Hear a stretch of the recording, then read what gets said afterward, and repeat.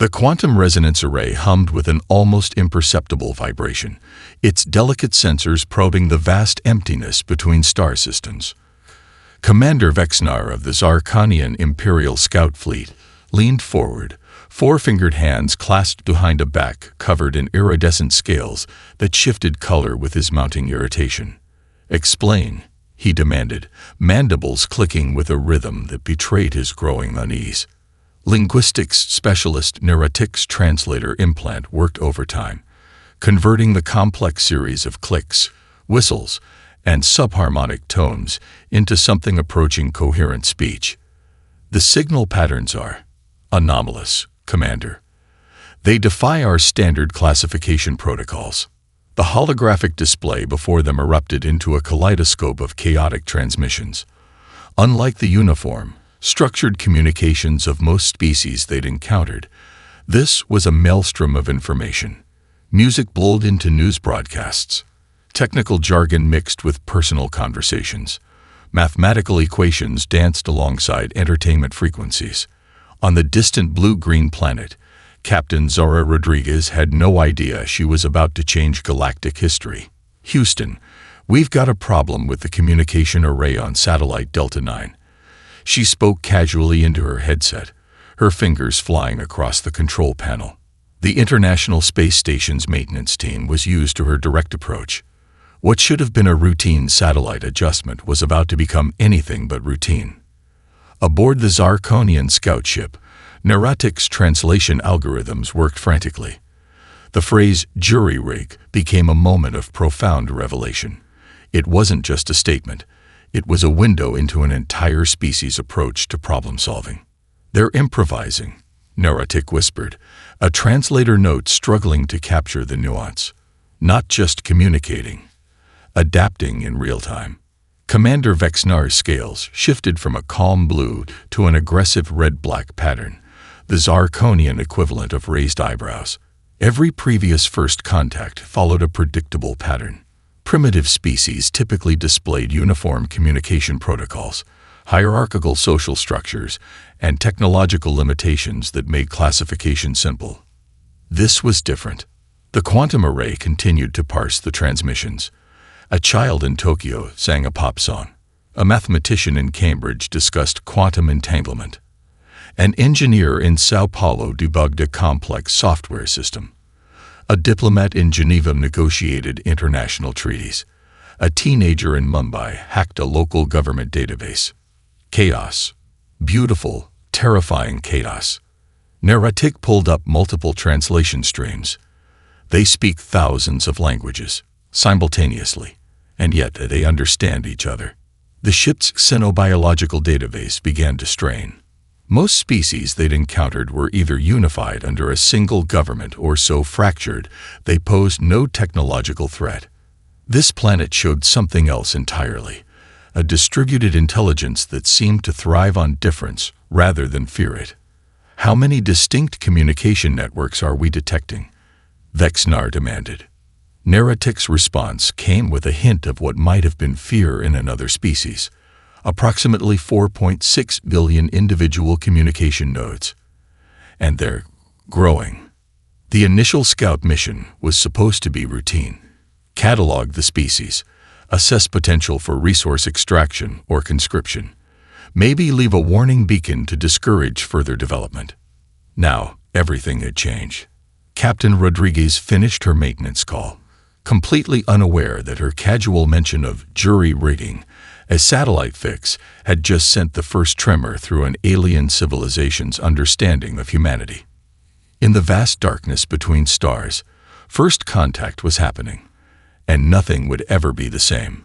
Commander Vexnar made a decision that would be debated in Zarkonian halls for generations. "Full reconnaissance," he ordered, "and prepare a comprehensive report. Something about this planet feels different." The quantum array continued to pulse. Listening. Always listening. The first alien microdrone dropped from the upper atmosphere like a perfectly machined whisper. Its quantum-encrypted systems were designed to be undetectable by any known technological standard. What the Zarkonian scouts didn't understand was that undetectable was a challenge humans interpreted as an invitation. In a cluttered apartment in Mumbai, Arjun Mehta pushed his glasses up and leaned closer to a wall of monitors. At 23, he was both a graduate student in quantum computing and an amateur radio enthusiast, with a reputation in online cybersecurity circles that far exceeded his academic credentials. "Got you," he muttered, fingers dancing across multiple keyboards. The drone's first transmission lasted less than a millisecond, a burst of quantum-encoded data that would have been invisible to any conventional monitoring system. But Arjun wasn't using conventional systems. Simultaneously, in a secure NSA facility in Fort Meade, retired cryptographer Dr. Elena Winters noticed an anomaly. Her fingers, gnarled from decades of classified work, moved with surprising speed. She'd been consulting part-time, more out of habit than necessity, when the unusual signal pattern caught her eye. "Martin," she called to her research assistant, "run a cross-reference on this transmission signature." 3,000 miles away, in a university laboratory in Berlin, doctoral candidate Klaus Werner was working on his quantum entanglement research. His latest experiment involved creating distributed communication networks that could survive extreme disruption, a project inspired by his grandmother's stories of communication during wartime. The alien drone never stood a chance. Within minutes, a distributed network of humans, most of whom had never met and had no official connection, began dismantling the alien technology's communication protocols. It was like watching a school of fish move in perfect, spontaneous coordination. Arjun's network traced the drone's quantum signature. Dr. Winters began breaking down its encryption. Klaus's distributed network analysis provided a framework for understanding its communication method. The first physical evidence came from an unexpected source. A joint special forces team, conducting a routine maritime patrol in the Pacific, detected an anomalous object during a standard sweep. What looked like a piece of advanced technology had fallen from the sky, leaving minimal disturbance in its wake. Captain Marcus Rodriguez, Zara's brother and a naval special warfare officer, led the recovery operation.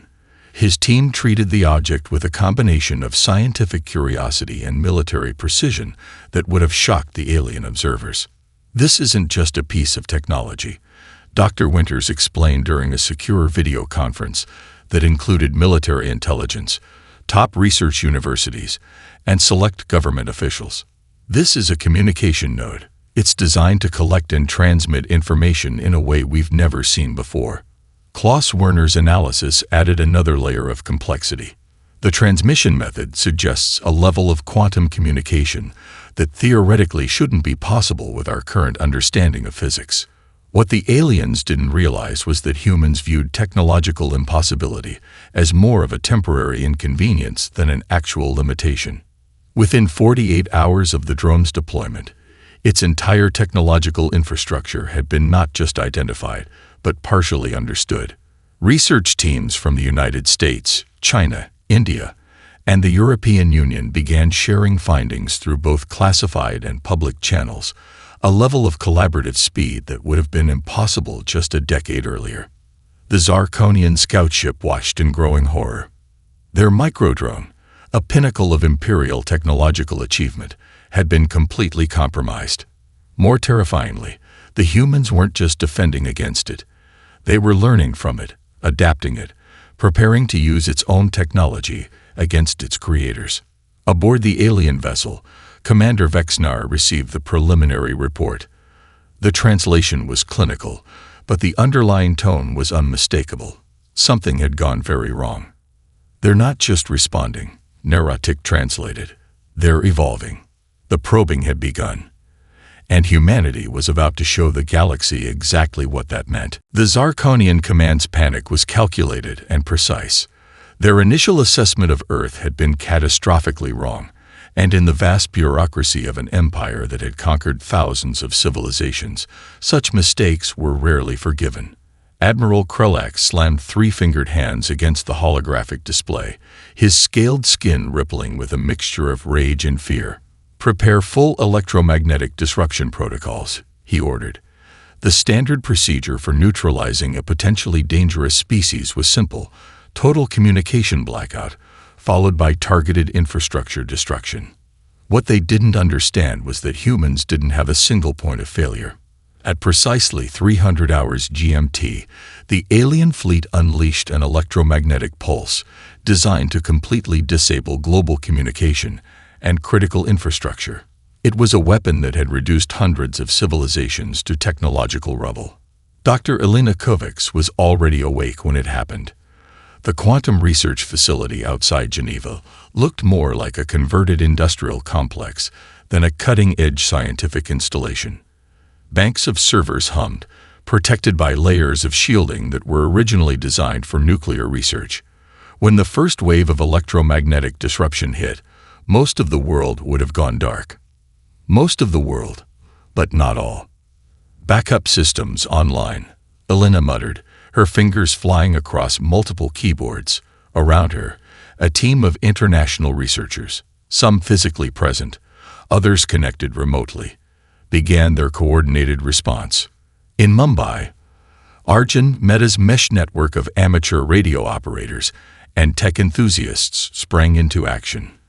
What looked like a random collection of hobbyists was actually a sophisticated distributed communication system that had been preparing for this moment for years. Network reconfiguration in progress, a voice announced over an encrypted channel. Amateur radio, satellite phone networks, underground communication lines, and a dozen technologies the aliens had never anticipated began to weave together. The United States military's DRPA had spent decades developing communication systems that could survive total infrastructure collapse. What was once a Cold War paranoia had become humanity's greatest defensive asset. Aboard the Zarkonian command ship, confusion turned to horror. Impossible, Narration whispered. Translation algorithms working overtime. The human communication networks weren't just surviving. They were adapting, growing, becoming more complex with each attempted disruption. A teenager in South Korea repurposed gaming network infrastructure. A group of researchers in Brazil used satellite internet meant for remote Amazon research stations. An emergency communication system developed for Arctic research stations became a critical communication node. The electromagnetic pulse that should have reduced Earth to a silent, vulnerable planet instead became the catalyst for the most rapid technological evolution in galactic history.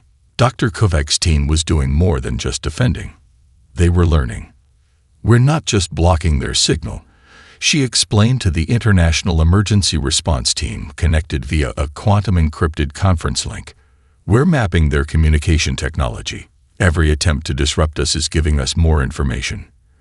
Within hours, human researchers had not only developed countermeasures, but were beginning to understand and adapt alien communication technologies. What should have been a devastating attack became the greatest technological windfall in human history. The Zarkonian battle group watched in growing terror as their most sophisticated weapon was transformed into a learning opportunity. Admiral Krelax received the report with a sense of mounting dread.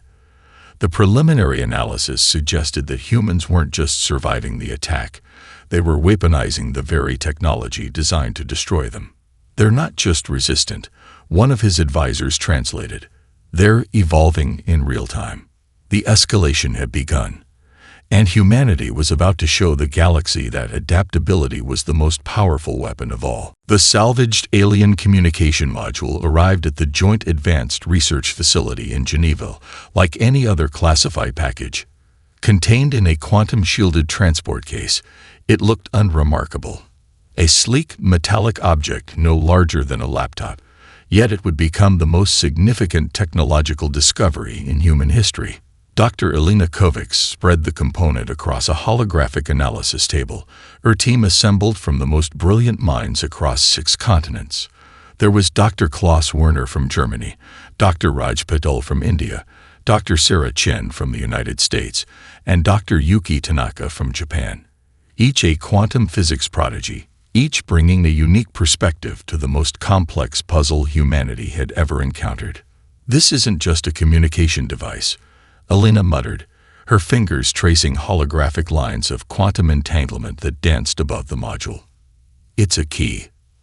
The module had arrived through a complex chain of security, recovered by a joint special forces operation, transported under multiple layers of international cooperation, and now subjected to the most intense scientific scrutiny in human history. What made this moment unique was not just the technological potential, but the unprecedented level of global collaboration. Competing nations, rival tech companies, academic institutions that would normally guard their research like precious gems, all were sharing information in real time.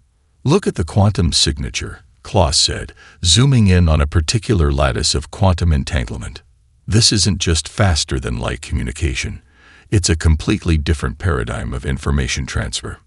Raj Patel's fingers danced across a quantum computing interface. "We're not just looking at a communication device," he said, his voice a mixture of excitement and scientific caution. "We're looking at a blueprint for an entire new form of technological understanding."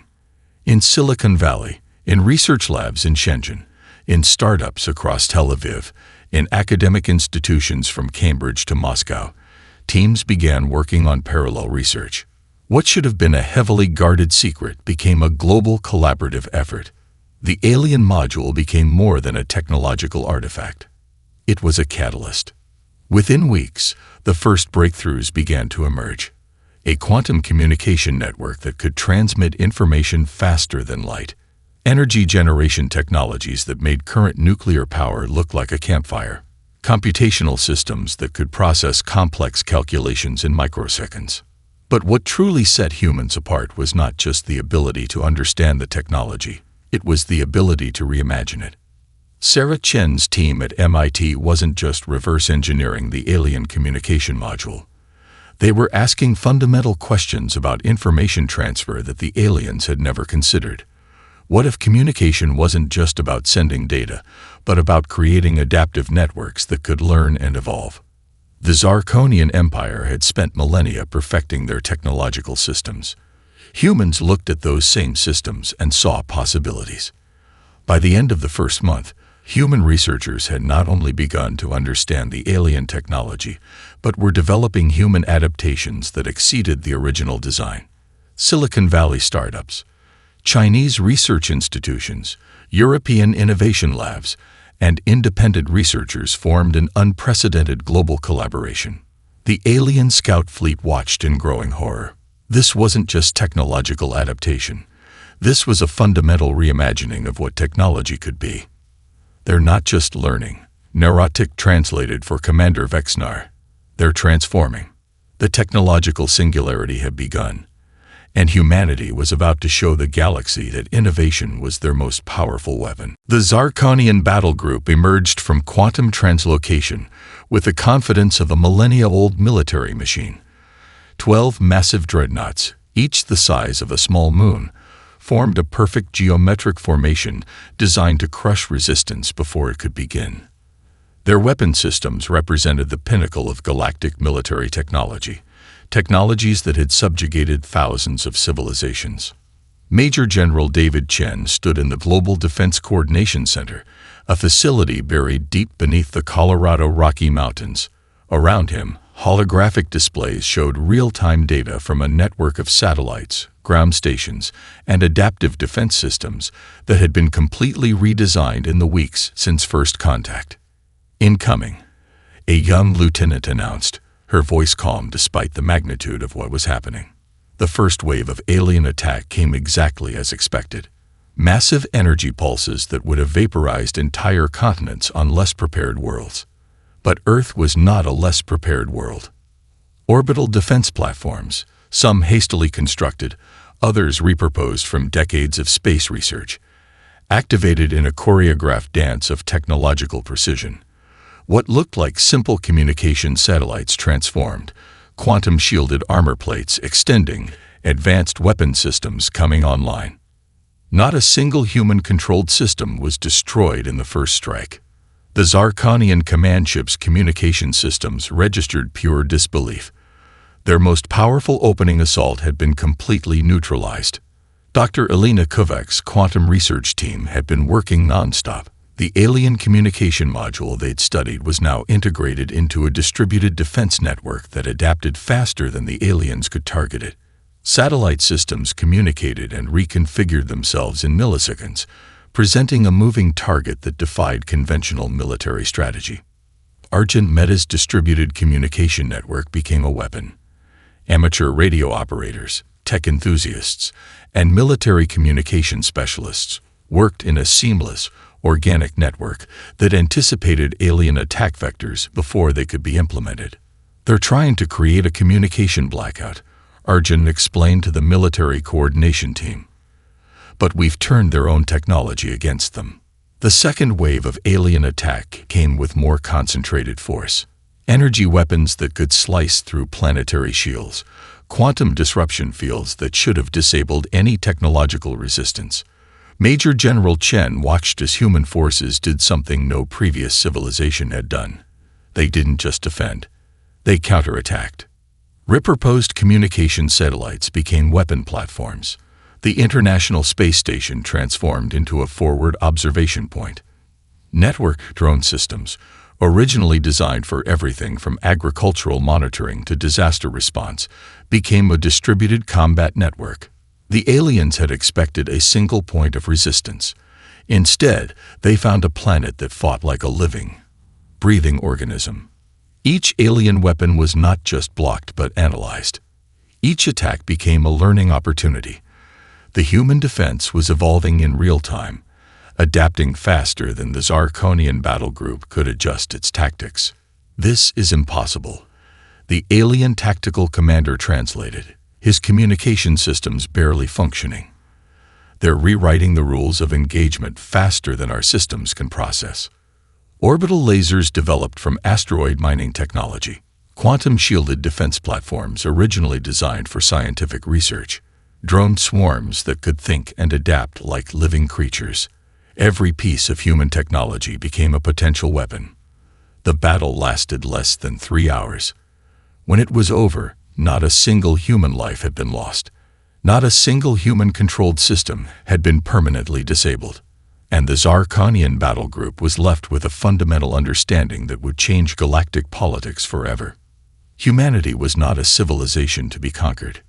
They were a force to be reckoned with. Silence filled the Global Defense Coordination Center. Major General David Chen studied the holographic displays showing the defeated Zarkonian fleet, his weathered hands clasped behind his back. Around him, an international team of diplomats, scientists, and military strategists held their collective breath. "We have one opportunity," Chen said quietly, "to define humanity's first impression on the galactic stage." Dr. Elena Kovics stepped forward, her quantum communication analysis providing the framework for what would become the most important message in human history. Beside her, linguists from the United Nations, cryptography experts, and communication specialists worked to craft a message that was simultaneously a warning, an invitation, and a statement of human capability. The transmission would be sent across every possible communication frequency: quantum, electromagnetic, gravitational. A message that would be impossible to ignore or misinterpret. "This transmission is a courtesy," the message began, first in the Zarkonian primary dialect, then translated into every known galactic communication protocol. "We are capable of total destruction but choose dialogue. Withdraw or face consequences beyond your comprehension. We are not your enemy, unless you choose to be." But it was more than just words. Embedded within the transmission was a comprehensive display of human capabilities, quantum communication signatures that demonstrated their understanding of alien technology, tactical simulations showing how completely the human defense had neutralized the Zarkonian attack, mathematical proofs that revealed the depth of human scientific understanding, cultural transmissions that showed the complexity of human civilization. The message was a masterpiece of strategic communication. Arjun Mehta had been instrumental in encoding the transmission. Working with a global team of communication specialists, he had ensured that every layer of the message carried multiple levels of meaning. The linguistic structure alone was a complex puzzle that would take alien researchers years to fully unpack. On the Zarkonian command ship, Narration, the lead linguistics specialist, went completely silent as the transmission was analyzed. "It's not just a warning," Narration finally translated. "It's a comprehensive declaration of capabilities." Commander Vexnar felt something that no Zarkonian military leader had felt in thousands of years of galactic conquest: genuine fear. The human message wasn't just about defense. It was an invitation, a challenge, a statement that humanity saw themselves not as a potential conquest, but as a potential equal or something far more dangerous. Each layer of the transmission revealed something new: scientific capabilities that suggested technological understanding beyond current galactic standards, military strategies that demonstrated unprecedented adaptive thinking, cultural complexity that defied simple categorization, a fundamental approach to problem-solving that was utterly alien to the Zarkonian understanding of conflict. The diplomatic team had carefully crafted every nuance. This wasn't a declaration of war. It was a declaration of potential. "We offer this single warning," the transmission continued, "not out of weakness, but out of a desire for understanding. Retreat, and we can discuss mutual benefits. Persist, and you will witness capabilities you cannot currently comprehend." Embedded within the message were subtle invitations, references to potential technological exchanges, hints at collaborative scientific research, an underlying suggestion that conflict was the least interesting option. The Zarkonian Empire had conquered thousands of civilizations. They had never been offered a choice before. As the transmission completed its galaxy-wide broadcast, humanity waited, not with fear, not with aggression, but with a calm, resolute certainty that they had just changed everything. The Zarkonian Empire's retreat became the most discussed event in galactic political history. Intelligence reports circulated through diplomatic channels, research institutions, and military think tanks across hundreds of star systems. The comprehensive analysis of humanity's first galactic interaction would be studied for generations. In the Zarkonian High Council chamber, a massive holographic display showed the detailed breakdown of the human encounter. Counselor Vexra, head of Imperial Strategic Analysis, stood before a panel of the most senior military and diplomatic leaders. "Our initial assessment was catastrophically wrong," she began, her translation implant conveying a tone of clinical precision mixed with underlying tension. "Humanity is not simply another species to be categorized or conquered. They represent something entirely unprecedented in our galactic records." The holographic display shifted, showing multiple layers of human interaction, scientific collaborations that had spontaneously emerged in the weeks following the encounter, technological innovations that seemed to emerge faster than any known species could adapt, a communication network that defied traditional understanding of information exchange. On Earth, the global response was equally complex. Dr. Elena Kovacs found herself at the center of an unprecedented international research initiative. Universities, tech companies, government research facilities, institutions that would have normally competed fiercely, were now sharing information with remarkable openness. "This isn't just about defense," she explained during a global conference broadcast simultaneously across multiple continents. "This is about understanding our place in a much larger context." The technological breakthroughs were staggering. The alien communication module had become a catalyst for innovations that would reshape human understanding of physics, communication, and energy production. Quantum communication networks that could transmit information instantaneously. Energy generation technologies that made fossil fuels look like primitive campfires. But the most significant change was cultural. Arjun Mehta, the young researcher who had first helped decode alien communication patterns, found himself leading a new kind of interdisciplinary research team. Linguists worked alongside quantum physicists. Military strategists collaborated with cultural anthropologists. The boundaries between disciplines began to blur in ways no one had anticipated. The Zarkonian diplomatic corps struggled to understand the human approach. Every previous species they'd encountered had either submitted to conquest or been completely destroyed. Humanity had presented a third option: a complex, adaptive response that suggested they saw conflict as a problem to be solved, not a situation to be won. They didn't just defend. One Zarkonian diplomatic analysis noted. They transformed the entire nature of the interaction. Other galactic species began to take notice. The communication networks that had once been used for trade and diplomatic intelligence now buzzed with discussions about humanity. Some saw potential allies. Others saw a potential threat. But no one saw humans as insignificant anymore. Major General David Chen found himself in an unprecedented role. Part diplomat, part scientific advisor, part strategic planner. The global defense infrastructure that had been hastily assembled during the alien encounter was now being reimagined as a platform for potential future interactions.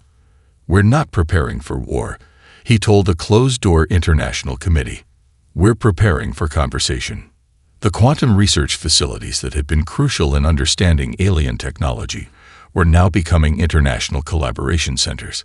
Scientists from countries that had been traditional rivals were working side by side, united by a common goal of understanding humanity's new place in the universe. As the Zarkonian Empire completed its withdrawal, they left behind more than just a defeated invasion force. They had inadvertently provided humanity with the greatest technological and cultural catalyst in their species' history. The galaxy would never be the same, and humanity was just getting started. The Galactic Council convened in a massive orbital station that had witnessed the rise and fall of countless civilizations. Representatives from over 237 known species gathered, their translator implants humming with anticipation. At the center of the massive circular chamber, a holographic representation of Earth rotated slowly, no longer just another unremarkable planet, but now a focal point of galactic attention. Dr. Elena Kovic stood as the primary human representative, her presence both a diplomatic mission and a scientific expedition.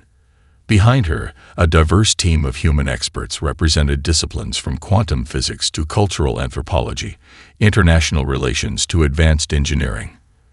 "We are not here to conquer," Elena began, her words carefully translated across multiple communication protocols.